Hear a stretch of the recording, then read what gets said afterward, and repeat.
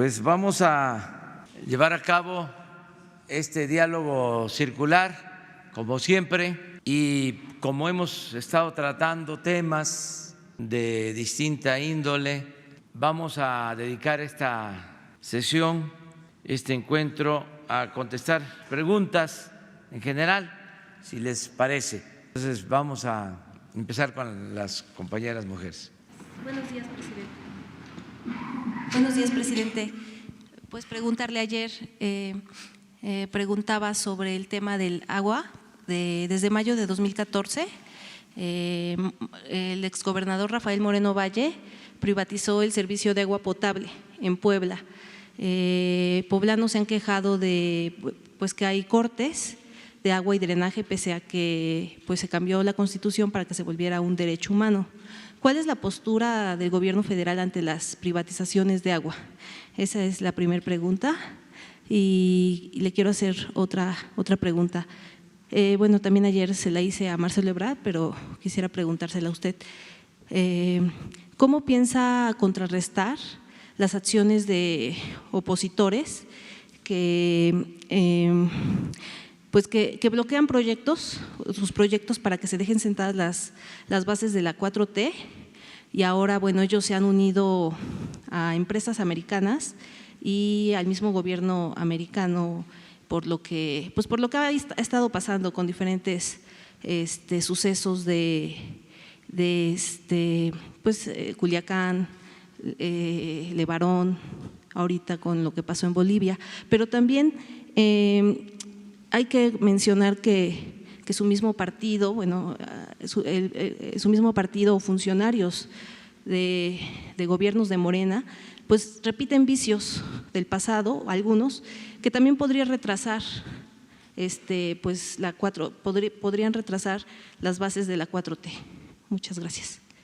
Bueno, acerca de lo del agua, nosotros desde que estábamos en la oposición detuvimos los procesos de privatización del agua. Yo recuerdo que ya tenían dos partidos un acuerdo en comisiones, ya estaba el dictamen. Les dejo de tarea que investiguen qué partidos tenían ya la propuesta para la privatización del agua. Y en ese entonces hablamos con legisladores nuestros, estábamos en vísperas de unas elecciones y hubo protestas y se detuvo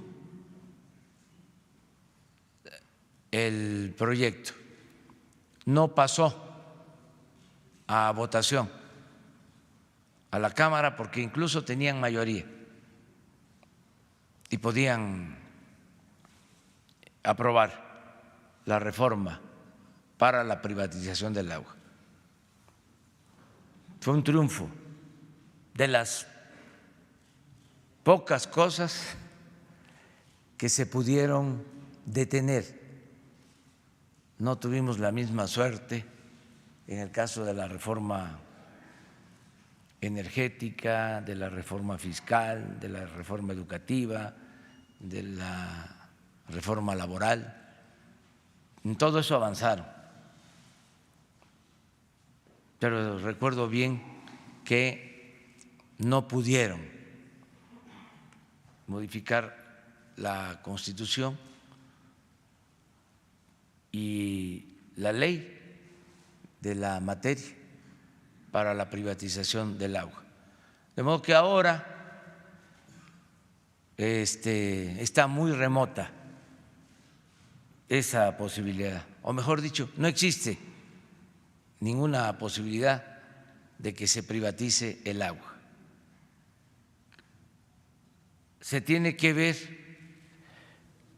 si ya se llevaron a cabo estas privatizaciones en estados, como revertir estos procesos, pero esto ya corresponde a las legislaturas locales, a los gobiernos de los estados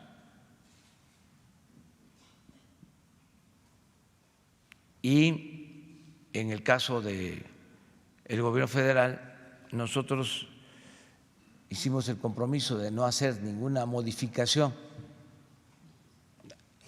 a estas leyes antipopulares,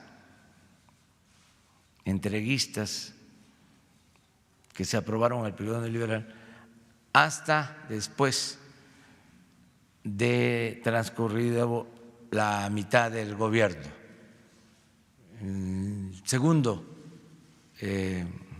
momento, en la segunda etapa del gobierno, es decir, alrededor del 2022, que vamos a ver si hace falta un ajuste al marco legal. Si no, nos vamos con lo que se tiene. La verdad es que ya tenemos las bases jurídicas para la transformación. Lo que se ha avanzado, lo he dicho en otras ocasiones, ha sido bastante en considerar delito grave la corrupción, en que ya no haya fueros para el presidente, en que haya consulta popular, ciudadana, en que se revoque el mandato, en que ya no se puedan condonar impuestos. En fin, ya se ha avanzado mucho. Es una nueva Constitución. Estoy satisfecho con eso. Falta muy poco para ya tener el marco legal básico y consumar la transformación de la vida pública del país. Acerca de la otra pregunta, pues es natural que exista oposición, ya lo hemos dicho varias veces, porque estamos construyendo una auténtica democracia, no se está erigiendo una dictadura. Entonces, cuando hay democracia, tiene que haber oposición, tiene que haber pluralidad. Además, entender que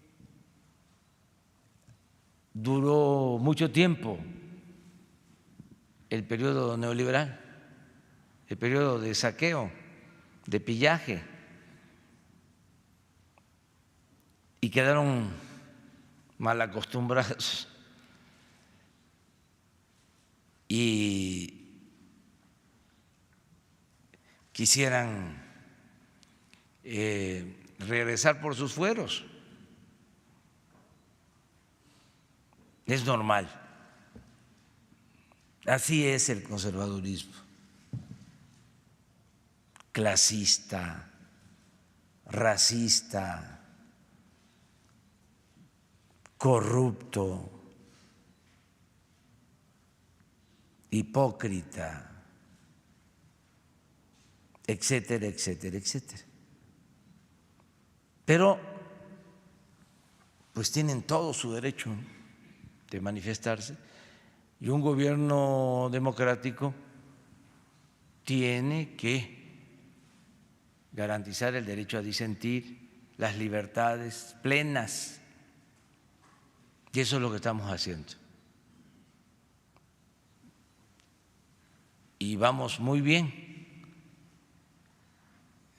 no tenemos ninguna preocupación. Ya saben, el tema más delicado es el que tiene que ver con la inseguridad y con la violencia, porque nos dejaron esa herencia, esa fruta podrida, pero vamos a resolverlo. Tengo confianza. de gobiernos de Morena tienen, o sea, digamos, hay algunos que repiten vicios del pasado. ¿Cómo no? Porque es un proceso de transición. Lo nuevo no acaba de nacer y lo viejo no acaba de morir. Entonces, hay prácticas antidemocráticas, hay actitudes de deshonestidad que llevan algún tiempo borrar, pero se va avanzando mucho. Además, se van a ir dando cuenta, propios y extraños, de que esto ya cambió. Cada vez les estamos avisando, estamos tocando la puerta, le estamos mandando correos electrónicos, telegramas, hasta por fax, de que ya se acabó el régimen de corrupción, de injusticias, de privilegios, de que ya no hay espacio, no hay posibilidad para transar, que ya está prohibido robar. Entonces, les cuesta entender la nueva realidad, pero ahí van poco a poco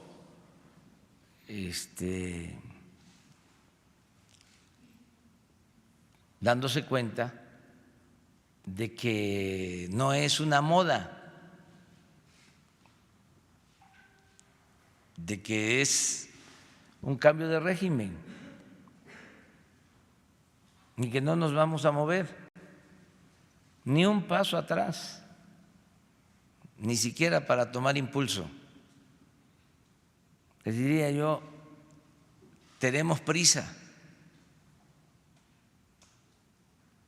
para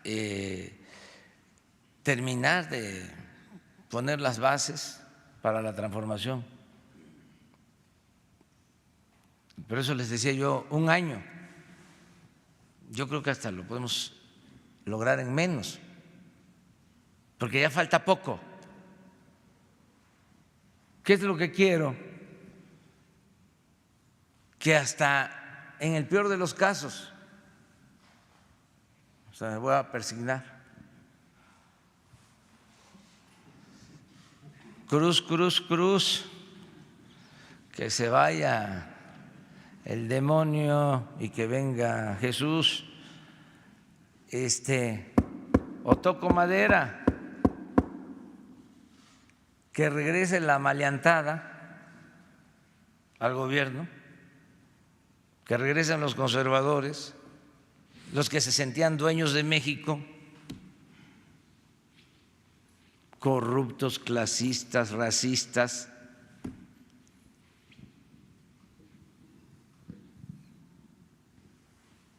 desleídos, que ya no puedan.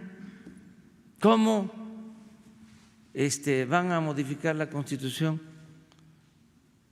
para que siga habiendo impunidad y para que sigan robando? Si ya la corrupción es delito grave, ¿cómo le van a hacer para modificar lo de la revocación del mandato? El presidente que esté tiene que someterse a la revocación del mandato. Y el pueblo lo puede quitar de manera pacífica, en forma democrática, sin utilizar la fuerza, sin la violencia. ¿Cómo le van a hacer si se va a elevar a rango constitucional el derecho de los adultos mayores a la pensión? ¿Cómo van a quitar eso?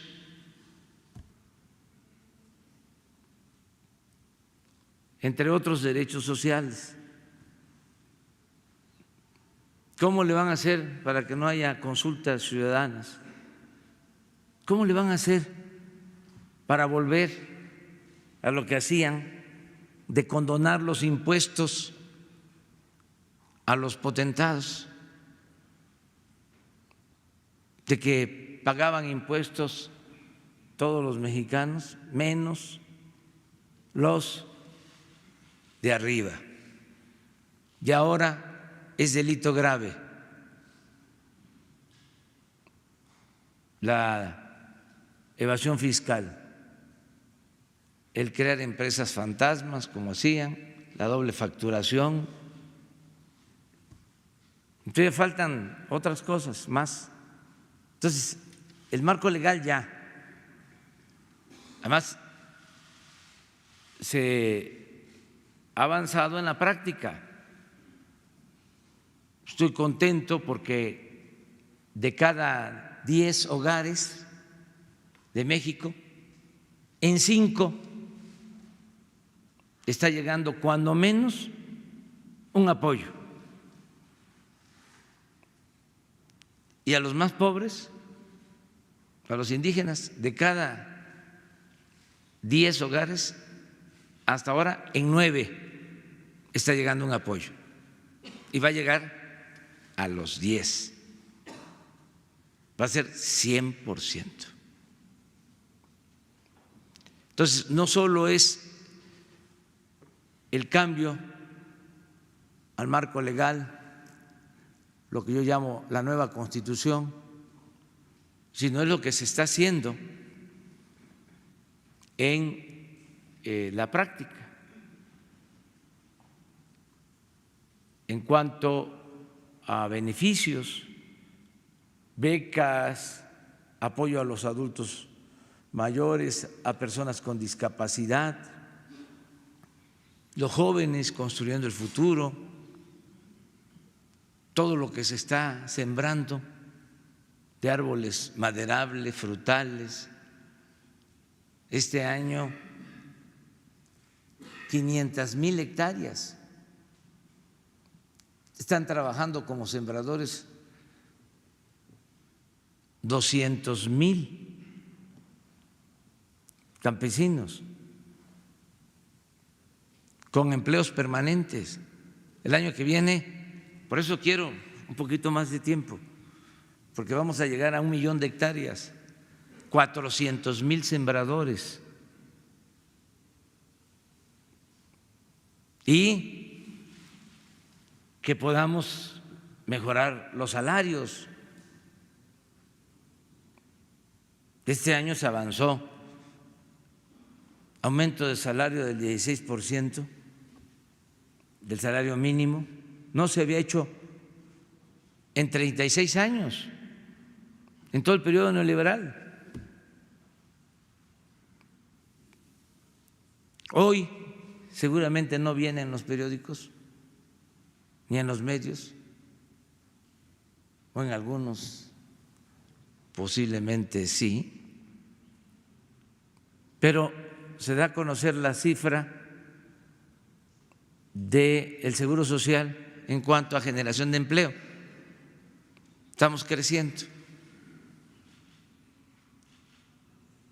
Se dio a conocer, creo que ayer, a las 12 del día, como 160,000 nuevos empleos. Ya estamos como en 650,000 empleos generados este año, sin tomar en cuenta lo de Sembrando Vida, lo de los jóvenes y el salario promedio de los cerca de 21 millones de afiliados al Seguro Social anda en el orden de los 11,500 pesos mensuales. de los más altos que han habido. El salario en general ha tenido un crecimiento del 6%. Entonces estoy contento, vamos bien,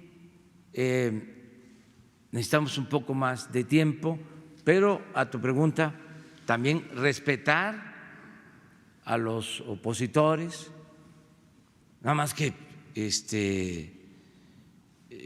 no dejarnos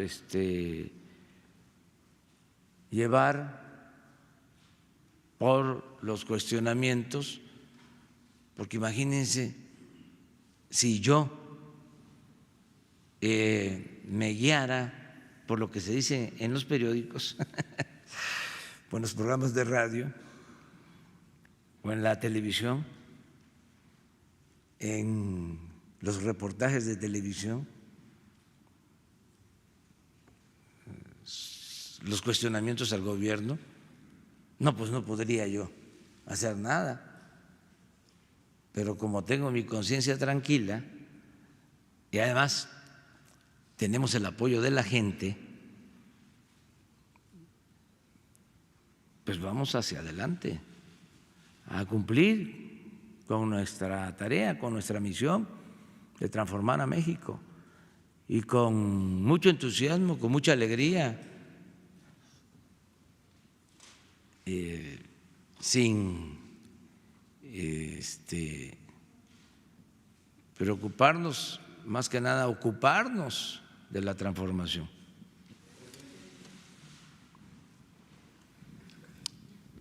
Gracias, señor presidente. Antes que nada, feliz cumpleaños. Señor presidente, quiero preguntarle algo, que hablando un poquito acerca de lo que decía la compañera y de lo que está diciendo. Usted dice que el eje principal de su gobierno es acabar con la corrupción, influyentismo, amiguismo, y que en estas conferencias se lo expongamos para que ustedes tengan conocimiento de ellos, lo denunciemos. Bien, pues tienen documentados casos donde son señaladas las servidoras públicas que a continuación se indican y que se ubican en los supuestos antes mencionados.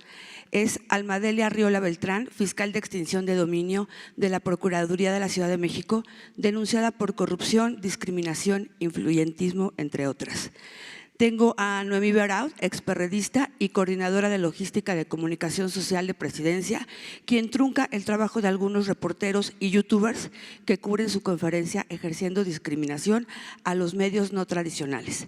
Sor Juana Martínez, de Notimex, que por cierto en la actualidad salió publicado en diversos medios de comunicación que está maltratando laboralmente a una empleada con 8 meses de embarazo de alto riesgo. Dichas servidoras han sido acusadas en diversas ocasiones por las supuestas prácticas y hasta la fecha continúa la impunidad en esta área. Mi pregunta es, presidente, ¿qué se tiene que hacer para que haya justicia y hasta cuándo este tipo de servidores públicos seguirán empañando la imagen de la 4T? Gracias. Sí, en el caso de la primera compañera, pues tiene que ver con el gobierno de la ciudad. En los otros dos casos, yo le voy a pedir a Jesús que los vea, pero hay mecanismos de denuncia. Tienen que presentar su denuncia en la Secretaría de la Función Pública y también en la Fiscalía, con la garantía de que no va a utilizarse el influyentismo ni se van a ocultar actos de autoritarismo, de corrupción. Hay que presentar esas denuncias, o sea, para que se actúe. Desde luego van a denunciarse asuntos que tienen que ver con posturas políticas también.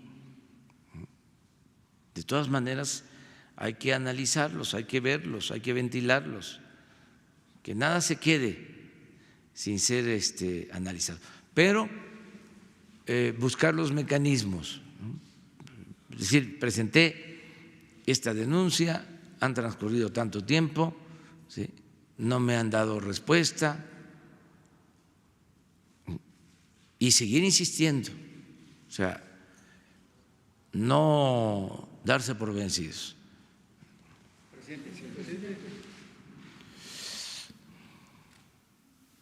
Presidente, buenos días. Marco Antonio Olvera, del Diario Digital Bajo Palabra.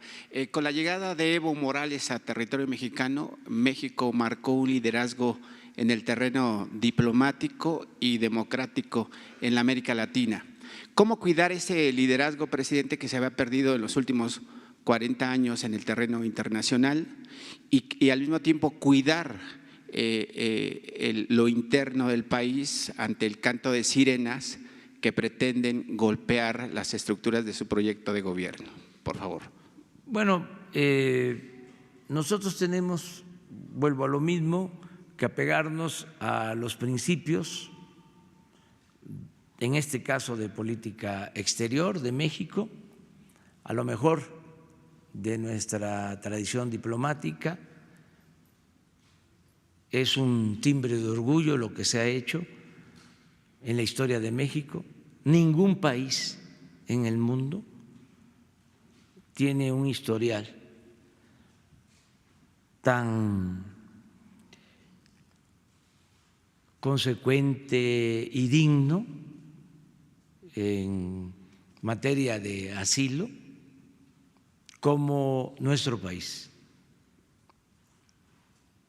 Desde el siglo XVIII, principio del XIX, ayer una historiadora recordaba cómo Porfirio Díaz, en 1909, mandó una embarcación a buscar al presidente de ese entonces de Nicaragua, Zelaya, porque había una intervención y se le trajo a Salina Cruz, se le protegió. Esa historiadora puso hasta el periódico de entonces, El Imparcial, que era el periódico más importante en el Porfiriato, que hemos hablado aquí, que llegó a tirar hasta 150,000 ejemplares diarios, un fenómeno. Y era la noticia del Imparcial, la llegada de Zelaya. Pero 8 columnas. Y luego, pues, ¿cuántos extranjeros han venido a nuestro país? Comunidad judía, la comunidad libanesa, los españoles,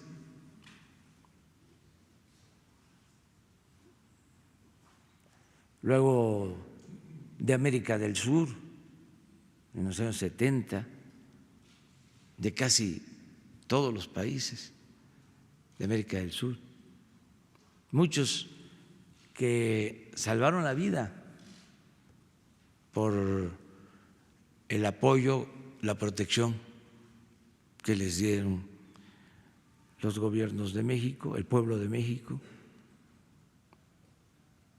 Entonces, esto se tiene que ir entendiendo poco a poco. Son temas que ayudan también a el conocimiento de la historia, al civismo. Hicieron mal estos neoliberales con quitar la carrera, la materia de civismo.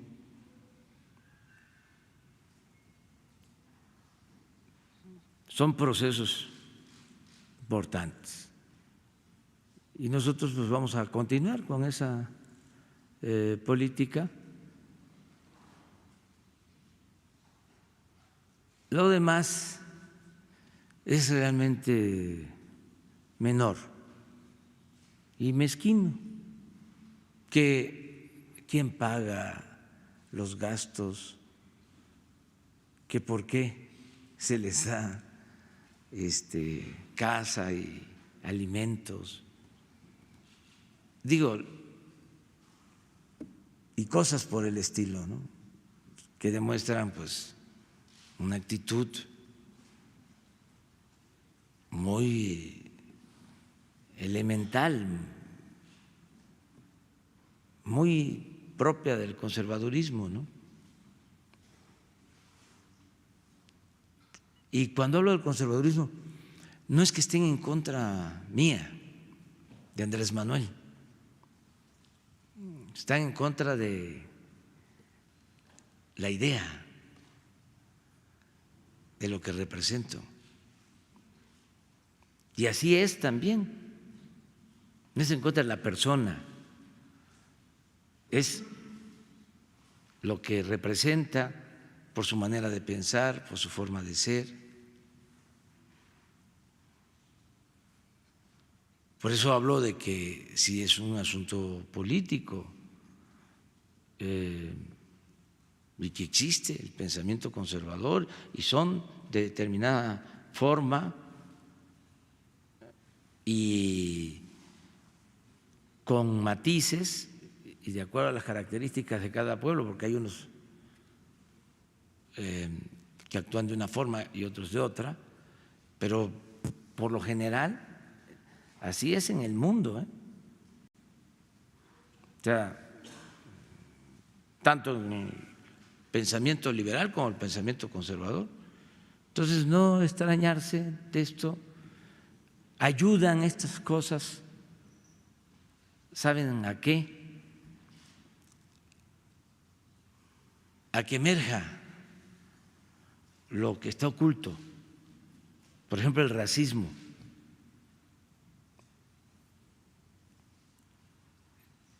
Se oculta, pero hay veces que sale, porque está ahí. Yo recuerdo un intelectual, bueno, una gente preparada que escribía en un periódico y hacía sus textos, y en una ocasión puso esta expresión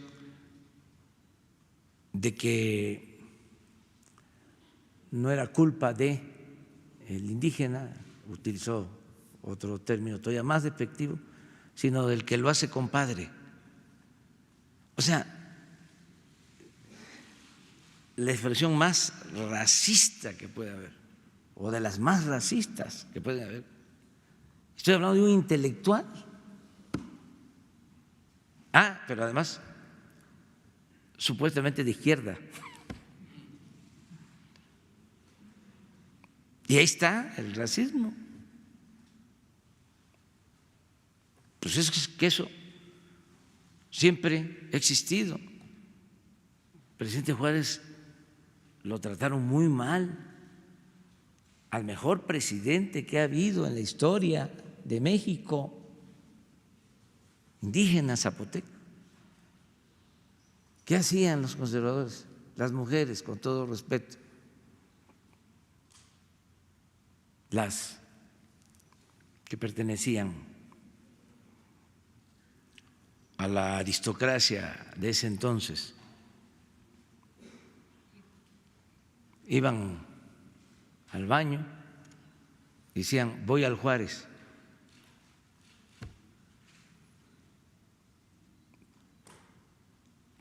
Pero eso ahí está, entonces no desaparece, se oculta. Les voy a contar una anécdota. Cuando era jefe de gobierno, me invita el gobernador de Veracruz, entonces Miguel Alemán, porque iban a donar a la Ciudad de México una réplica de una cabeza olmeca que traían de los Tuxtla para la ciudad y deciden ponerla en Santa Fe. Entonces, como fue un acto de generosidad del gobernador, de una muy buena actitud, y se trataba de traer pues un símbolo de la cultura madre, de la cultura olmeca, yo desde luego que acepto participar en la ceremonia para poner la cabeza, que ahí está, en Santa Fe, uno de los cruces. Y me entero de dónde iba a estar colocada y conociendo la zona, doy instrucciones para que no se detuviera en nada el tráfico. Desde hace mucho tiempo yo procuro eso. No traigo equipo de seguridad, ni camionetas detrás de mí, nada de eso. Y no me estaciono en doble fila, nada, ni mando a parar los semáforos o nos pasamos el alto, nada, absolutamente. Pero conociendo ahí la zona y ese pensamiento que todavía prevalece, les digo, pues vamos a estar, porque es un cruce. Cuiden que no vayan a estacionarse en doble fila, con la prepotencia de siempre. Y bueno, ahí estamos y pasaban los carros y volteaban a ver.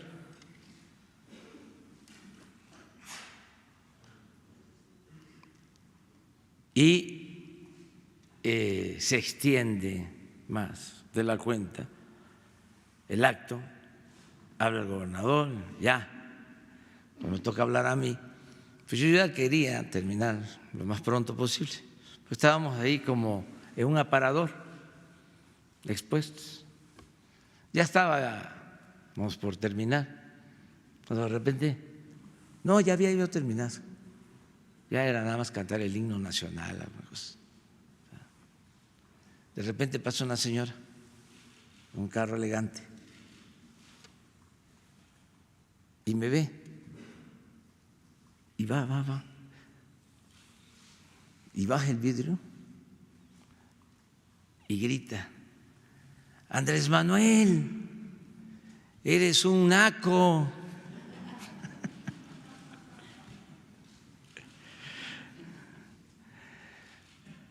Eso hay. Es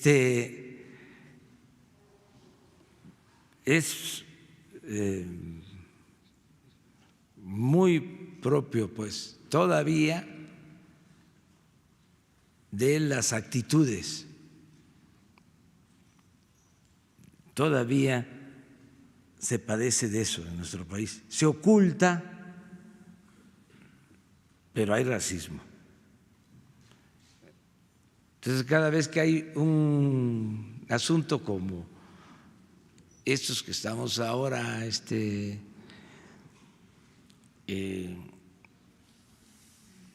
enfrentando, situaciones, ¿no?, que se están decidiendo, sale. O sea, muestran el cobre, pero en general, de actitudes clasistas, racistas, inhumanas, y van a la iglesia los domingos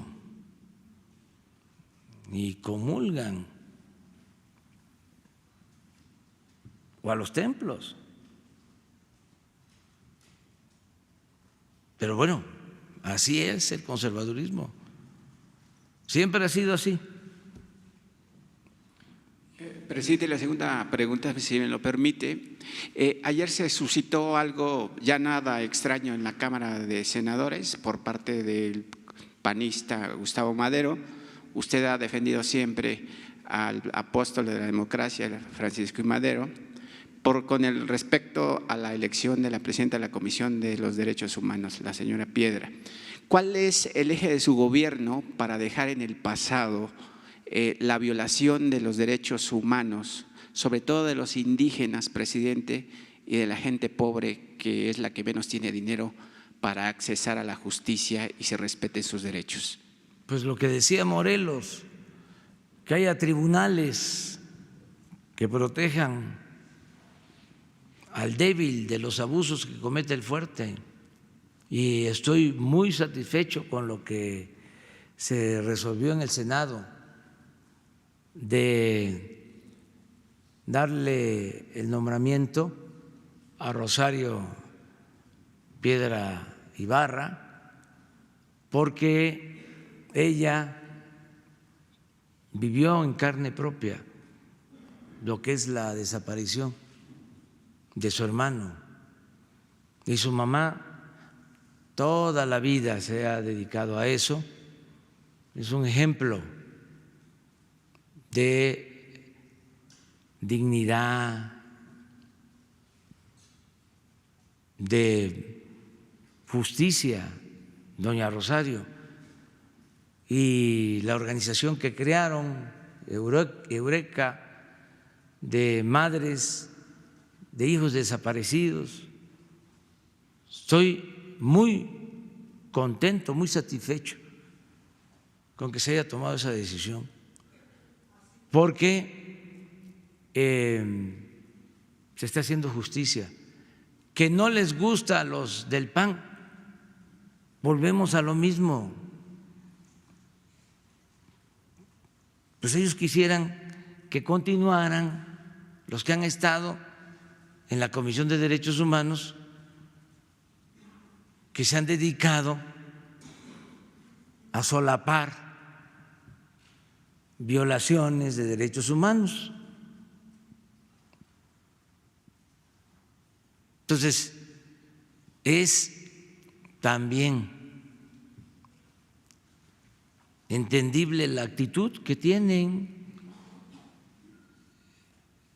Son posturas distintas. Pues ellos protegían a los represores. En el pensamiento de los conservadores está el aniquilar, el arrasar, el masacrar. Hay evidencias de eso.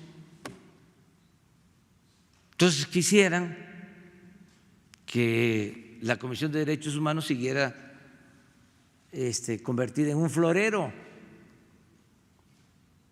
que estuviese nada más de adorno para simular con la hipocresía que les caracteriza. Pero bueno, que haya polémica sobre esto es bueno, y que se opongan y que protesten, son oposición. Nosotros, cuando estábamos en la oposición, protestábamos. Ellos tienen todo su derecho, toda su libertad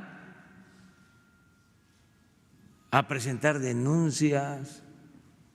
Además, los medios de comunicación les ayudan, la mayoría. Estaba viendo un fragmento de un reportaje que hicieron en Televisa,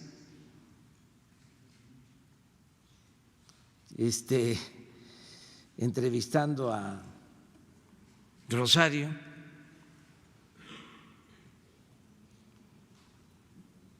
y juzgándola. La sentaron en el banquillo de los acusados. Está bien, pero no por eso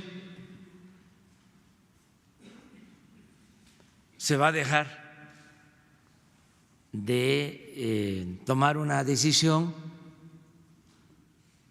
para que este asunto tan importante esté en manos de gente con sensibilidad, de gente honesta, que no sean tapaderas, que no sean alcahuetes, de nadie.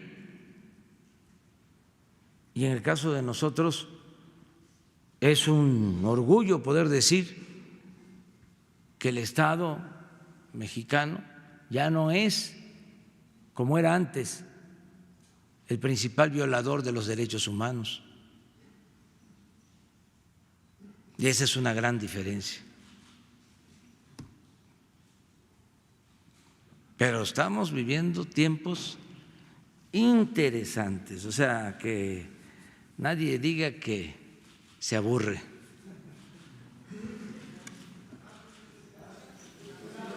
De este lado. Gracias. Buen día, presidente. Hans Salazar, de ZMG Noticias. Dos preguntas. La primera, a casi un año de tomar el poder del gobierno, ¿tiene contemplados cambios en su gobierno, en el gabinete? ¿Ha reflexionado al respecto o a todos los ve fuertes, como lo mencionó hace unos días del secretario? ¿Ha reflexionado al respecto? Y ahorita le hago una segunda pregunta, por favor. Pues vamos bien. Es bueno el equipo. Ahora con esto del asilo a Evo, me sentí muy apoyado, muy respaldado, porque fue una operación conjunta, bien llevada a cabo por la Secretaría de Defensa y por la Secretaría de Relaciones Exteriores. Actuaron las dos dependencias con mucho profesionalismo y salieron muy bien las cosas, porque se pusieron de acuerdo y los dos secretarios tuvieron un desempeño ejemplar, porque no fue fácil. Primero, el actuar a tiempo.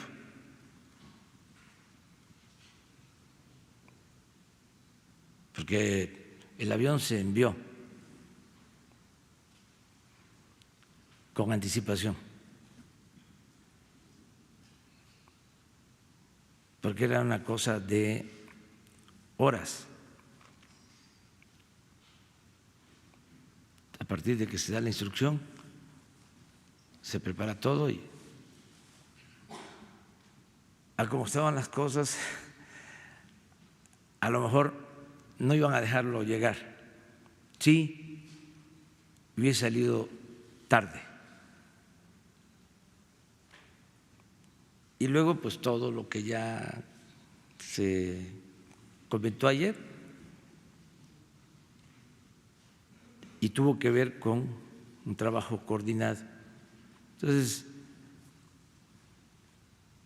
este es un ejemplo de que me están ayudando, que es un equipo de trabajo y todos están haciendo lo que les corresponde. Entonces no tengo pensado cambios, va cumpliéndose el programa y vamos bien en general. Muy bien, gracias, presidente. Segunda pregunta tiene que ver con el tema de la lectura.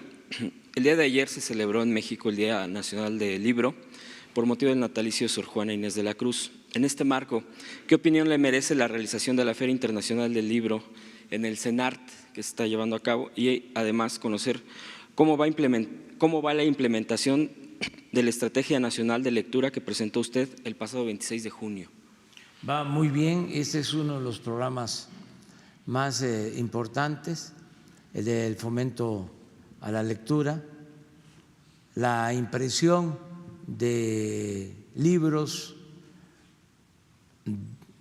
con títulos muy destacados y de buenos escritores que está haciendo el Fondo de Cultura Económica a precios accesibles. Es una labor editorial de primer orden. Voy a informar sobre eso el día 1. El fondo está haciendo un muy buen trabajo y se están promoviendo las ferias, se participa en todas las actividades. La página sobre el fomento a la lectura se las recomiendo. Hay muy buena información. Entonces sí se está avanzando en este sentido, ¿no? Pero vamos a seguir apoyando todo lo que es la actividad cultural. Buenos días, presidente. Alberto Rodríguez, SDP Noticias. Dos temas. Si tiene algún comentario sobre los actos violentos que encabezó la Policía Federal en el aeropuerto de la Ciudad de México el día de ayer. Incluso parece que aventaron gas pimienta y ese gas pimienta sería pues parte de su equipo. ¿Cómo? No. Habrían aventado gas pimienta y este gas pimienta habría sido parte de su equipo de trabajo. Y pues no sé si tengo una opinión al respecto del uso que le están dando a estas herramientas. Y por otro lado, si nos puede adelantar, aunque sea un poquito, sobre lo que se acordó con los empresarios para este plan de infraestructura.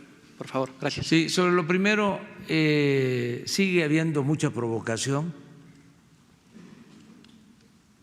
No es posible, no es una casualidad de que llegue Evo y que al mismo tiempo se organicen para protestar. No es espontáneo. Ahí hay alguien que está meciendo la cuna.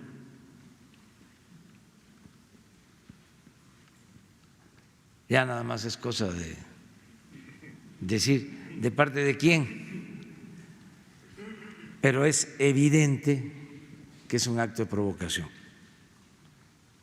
He dado instrucciones para que haya diálogo, se resuelvan las peticiones. El que no quiera estar en la corporación o no quiera pasar a la Guardia Nacional, que se le liquide de conformidad con la ley, no despedir a nadie, sino que sea por su propia voluntad. Desde luego, no se puede en la Guardia Nacional ya tener elementos que no tienen un buen historial, porque si no, no se resuelve nada. Tenemos que tener una Guardia Nacional con gente honesta, profesional, no vinculada a actos ilícitos.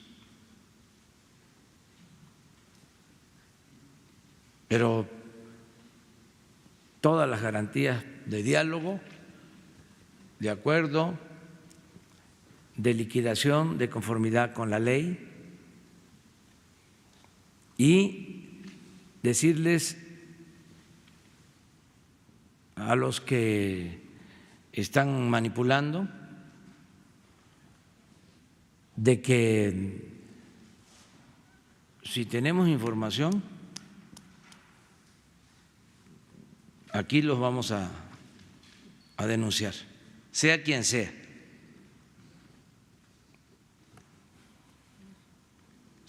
nada de que se los vamos a mandar a decir en una columna de periódico. Aquí mismo,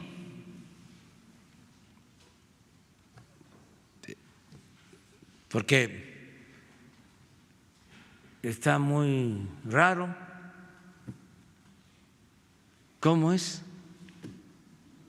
De que saben que hay una tensión por la llegada de Evo y buscaban hasta detener el convoy.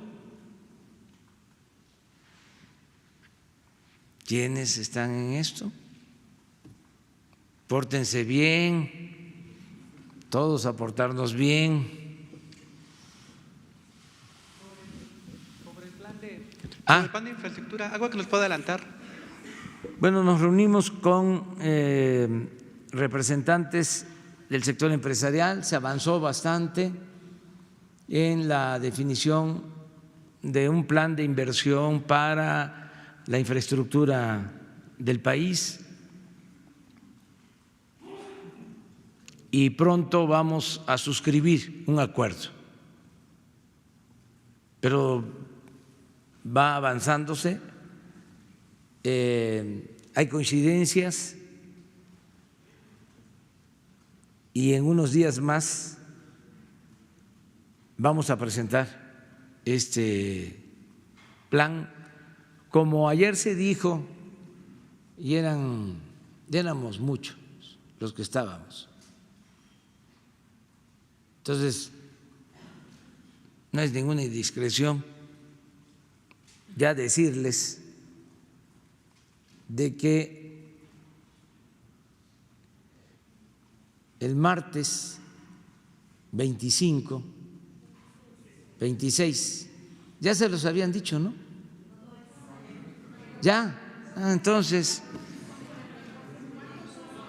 el martes 26,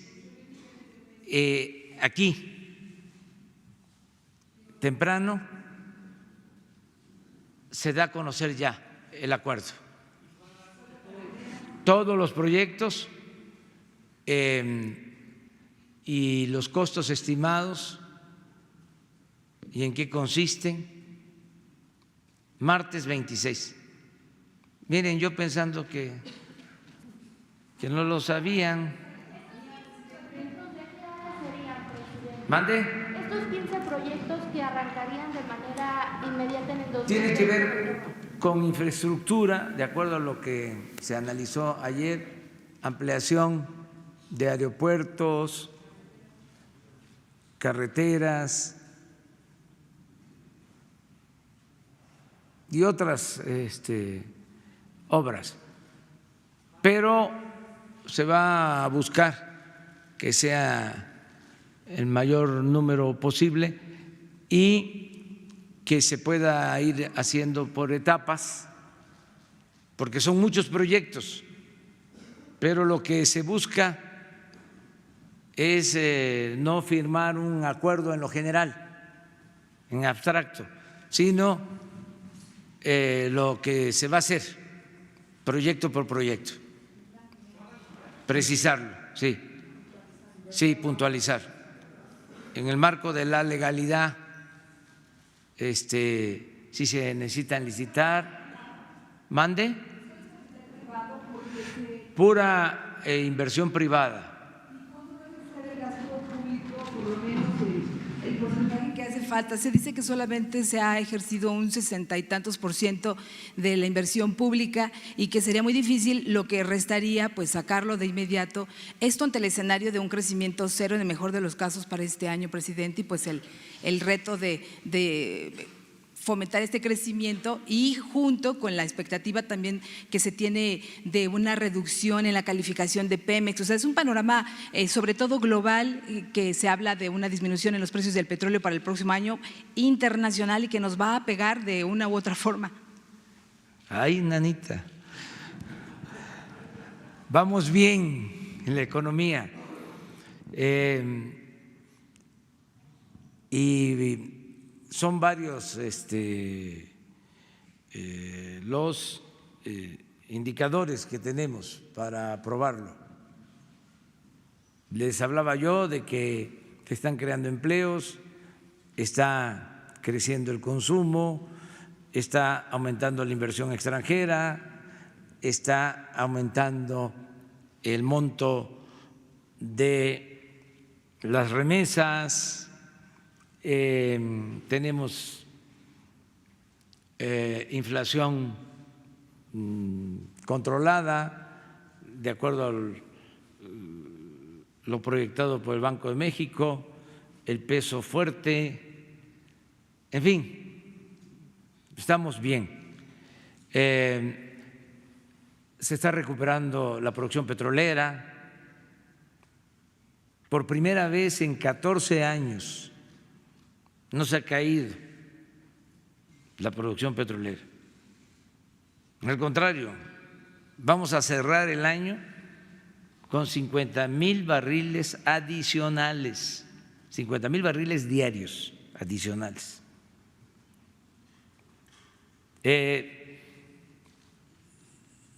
La tasa de rendimiento de los bonos de Pemex ha bajado. Esto es buena noticia, o sea, no se tiene que pagar más de intereses por la deuda de Pemex, porque los inversionistas tienen confianza en lo que se está haciendo para el rescate de Pemex. Entonces, nuestros adversarios, con todo respeto, están dale y dale y dale y dale de que no hay crecimiento, de que no hay crecimiento. Pero es un elemento de varios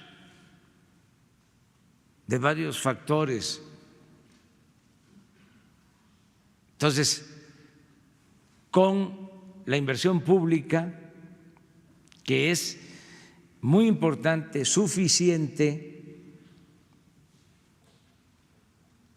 porque ya iniciamos obras como Santa Lucía, la rehabilitación de las refinerías, la construcción de la nueva refinería. Estamos a punto de iniciar la construcción del Tren Maya. Estamos hablando de 120,000 millones de pesos, solo esa obra. Más lo que se está destinando a la economía popular, alrededor de 300,000 millones de pesos este año, a la economía familiar, a la microeconomía, a la economía de los pueblos, que es muy importante. Y a esto habría que agregar este plan de inversión privada para infraestructura. Entonces, estamos satisfechos. Yo voy a dar información el día 1 de diciembre. Vamos a informar. ¿Tenías otra? Presidente, se habla de un virus que incluso fue al interior de la propia empresa, ocultando pagos, cosas de empresas, favoritismos dentro ya ahorita en la dirección de Pemex, y que bueno, pues habla también de un retraso en la asignación que hubo de recursos de Hacienda, en fin, que se van a deslindar responsabilidades. ¿Está enterado de esto, desde presidente? Luego que sí. Porque esto generó el pánico de que no había gasolinas, que comenzaron a comprarlas, Sí. en fin. No están los rumores a la orden del día, las mentiras falsas.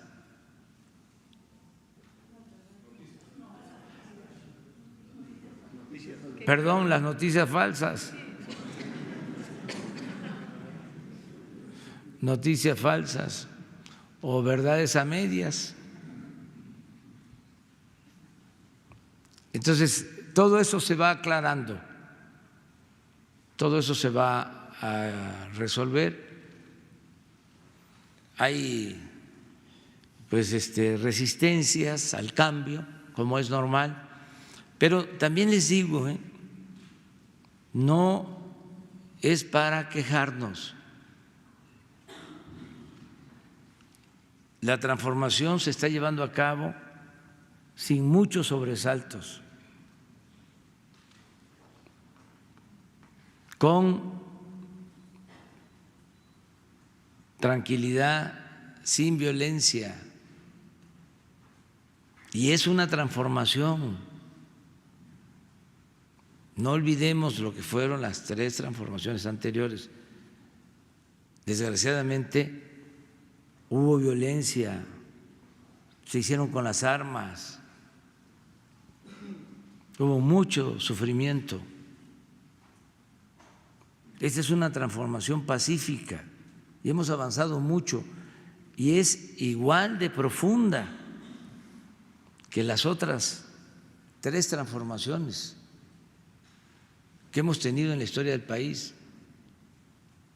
Entonces, el que haya rumores y noticias falsas y provocaciones, pues no es nada. La verdad,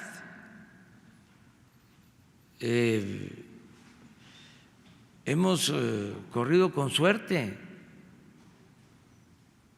porque la suerte cuenta mucho en política, lo que decía Maquiavelo, la política es virtud y fortuna, virtud y suerte, y hemos contado con suerte.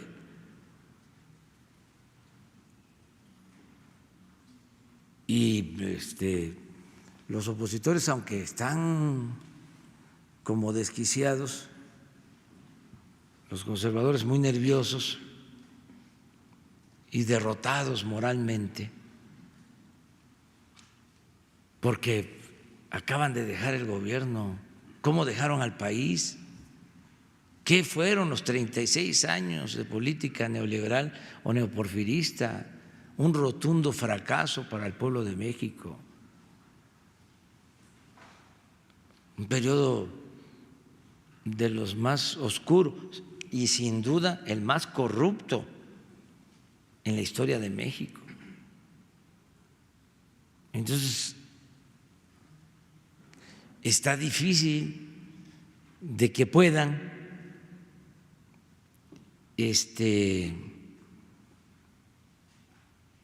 salir adelante, porque pues la gente no olvida.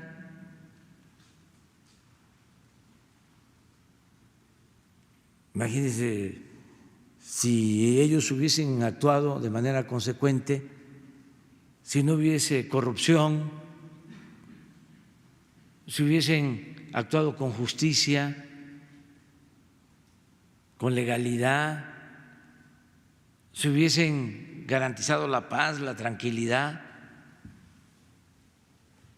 pues otro gallo cantaría. ¿Pero qué hicieron? Caso de los medios también, con todo respeto y con honrosas excepciones, se dedicaban a repetir como loros lo que les ordenaban,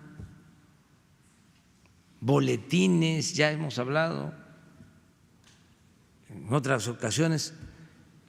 Abría uno un periódico y veía otro y otro y otro, y la misma nota, ni siquiera cambiaban las palabras.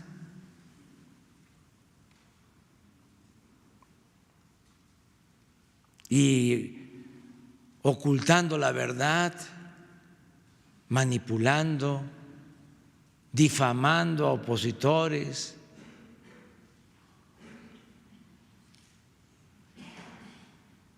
Entonces, y le siguen, eso que les decía yo de Televisa, Lo mismo, sí, lo mismo. Algunos, me refiero a los medios convencionales. Lo mismo, hagan una evaluación, pónganse a escucharlos, pónganse a escuchar los programas de radio, un análisis de contenido, vean la televisión, vean los periódicos, vean las columnas.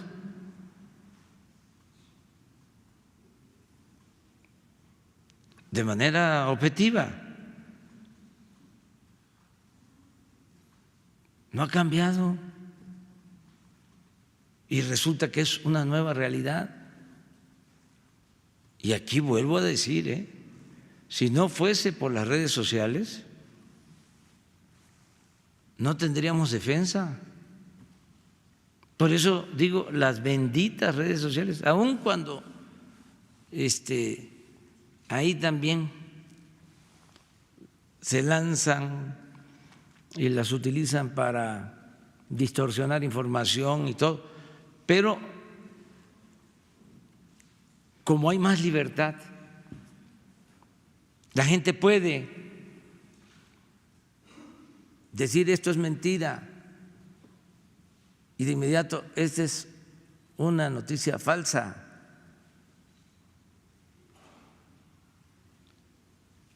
Porque hay manipulación también en las redes, ¿no? Pero, ¿mande? Sí, parece que se dio, no fue tan grave y además no logran nada porque se está trabajando. Y si hay delitos, se persiguen, es decir, se castiga a responsables,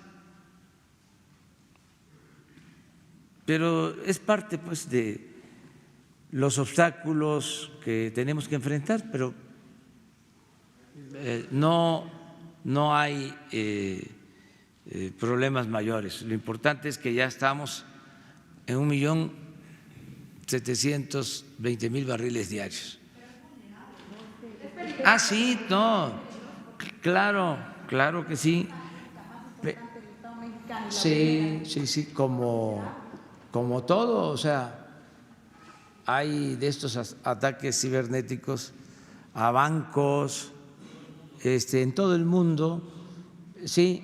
Pero en el caso nuestro pues se subraya más, se puntualiza más. Se está buscando la forma de hacerlo y no va a suceder nada porque se está actuando bien. ¿Cuándo es que se dan incendios, por ejemplo? O cuando se caen sistemas. ¿Cuándo? Cuando hay deshonestidad. Entonces, si se actúa con integridad, con principios, con honestidad, no hay problema. No existe ningún problema. Ahora sí, no hay nada que temer. Y tienen que medirse los opositores, porque no solo es el asunto jurídico. Si yo me entero aquí, luego se enojan, pero aquí me entero de algo, que hay pruebas, lo digo. Vamos a estigmatizar la corrupción, ya quedamos.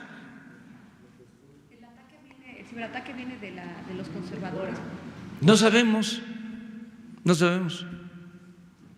pero pues son capaces de todo, ¿eh?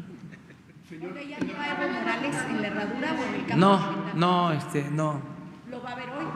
No, ese es otro asunto, ¿no? Que si lo voy a ver, no lo voy a ver. ¿Saben qué? Nosotros cumplimos, sí, con un deber político y moral. Y hicimos lo que consideramos justo y humano. Y tampoco tengo nada que ocultar. Y respeto al presidente de Bolivia, Evo Morales, para que les dé comezón. No he terminado. Y lo considero un buen gobernante. Esa es mi opinión. Aunque esto no es lo que nos llevó a tomar la decisión que tomamos. Se le dio asilo porque estaba en peligro su vida y teníamos que actuar de manera consecuente. Pero además, ese presidente indígena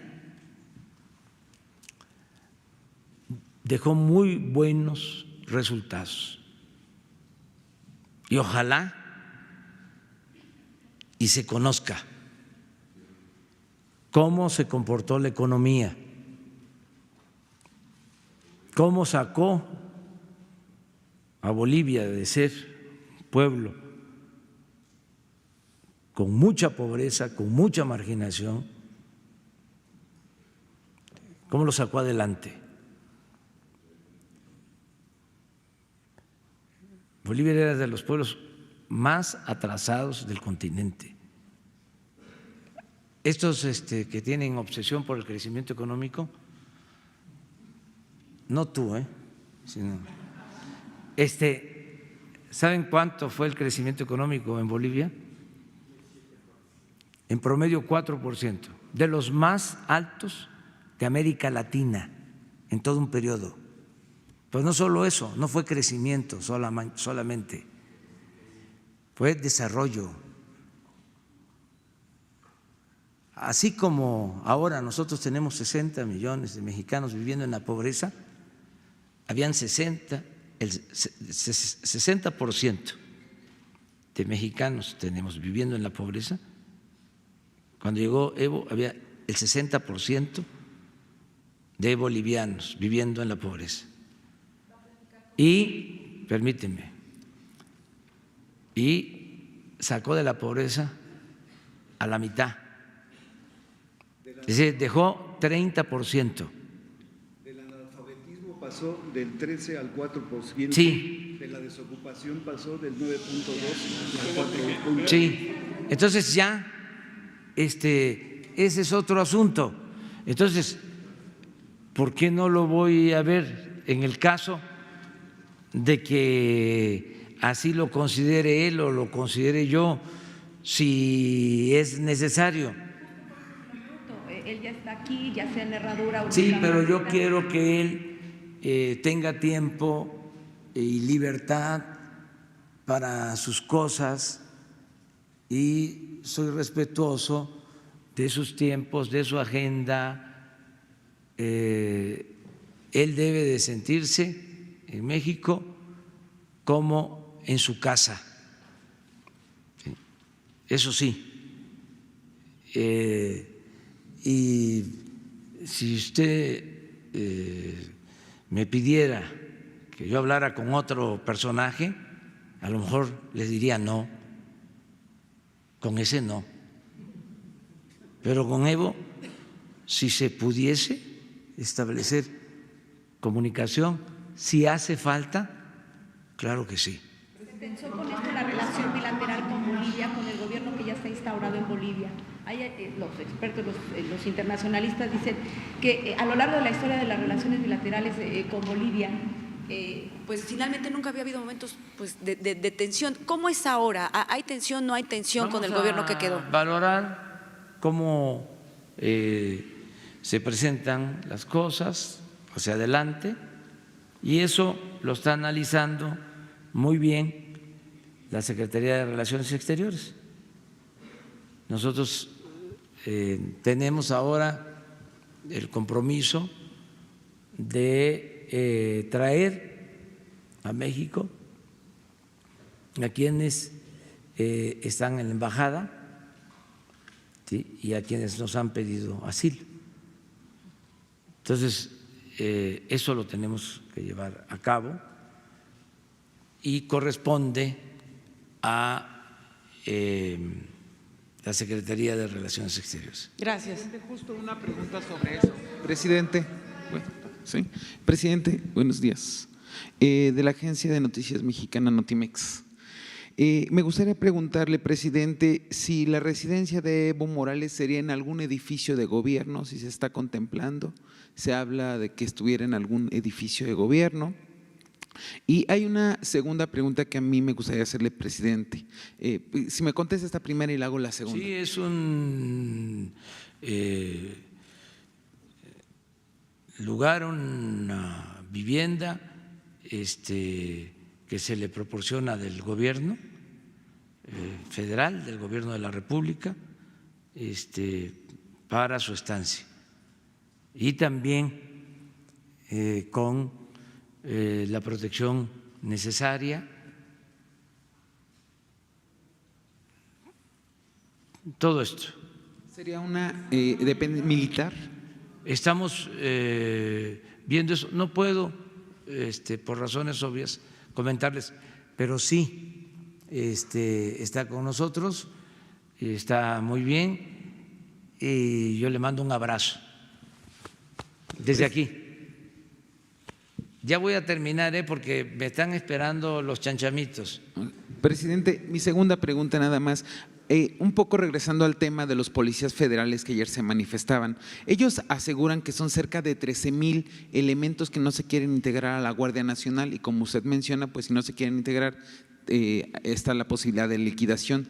Pero me surge una duda, presidente, dado que estos elementos estaban contemplados para integrarse a la Guardia Nacional, ¿cuál es la estrategia que está pensando su gobierno o que tiene en marcha su gobierno para el reclutamiento de otras personas que se integren a la Guardia Nacional, dado que estos elementos se niegan? Y bueno, ¿cuál sería la estrategia que tiene su gobierno, por favor? Y si está tiene algún en marcha, número. Está un plan de convocatoria de reclutamiento de elementos de acuerdo a un programa.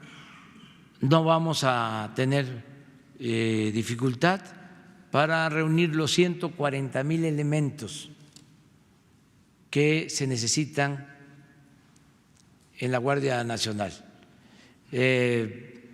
cuidando que sean buenos elementos, que pasen los exámenes, sobre todo gente honesta. Estamos haciendo un llamado, y aprovecho para pedirle a todos los jóvenes que quieran participar en la Guardia Nacional, que quieran ayudarnos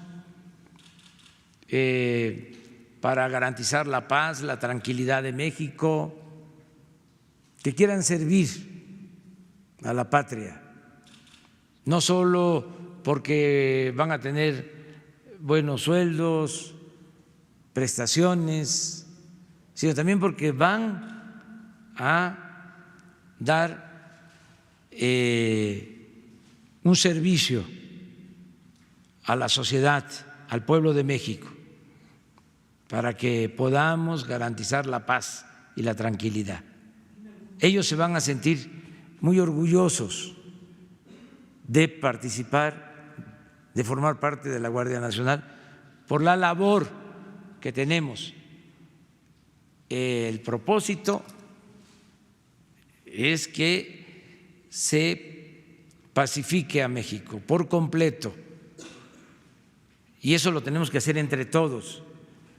No es asunto de un solo hombre o del gabinete, es asunto de todos. Y yo también no tengo en eso de qué quejarme.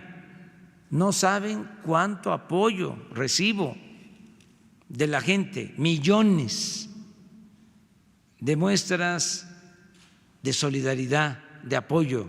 Me siento muy protegido. Muchas gracias a todos los mexicanos que han depositado en nosotros la confianza y nunca, jamás los vamos a traicionar.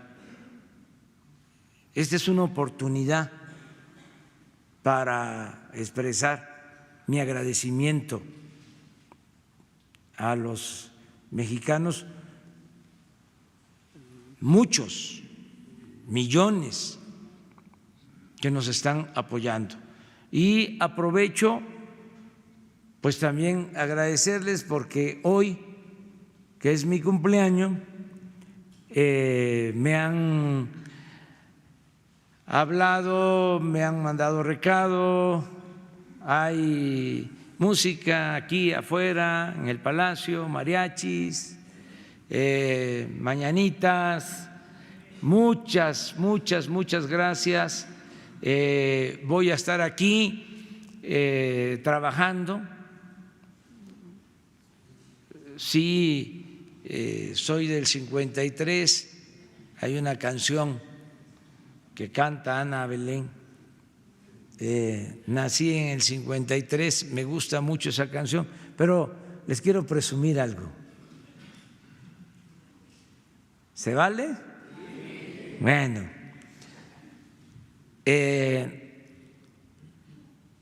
dos héroes que admiro, que son mis guías políticos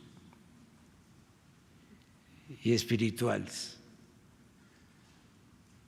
nacieron en el 53, Miguel Hidalgo en 1753 y José Martí en 1853. Me rayé, ¿verdad? Felicidades, ahí nos vemos. Dios. Felicidades.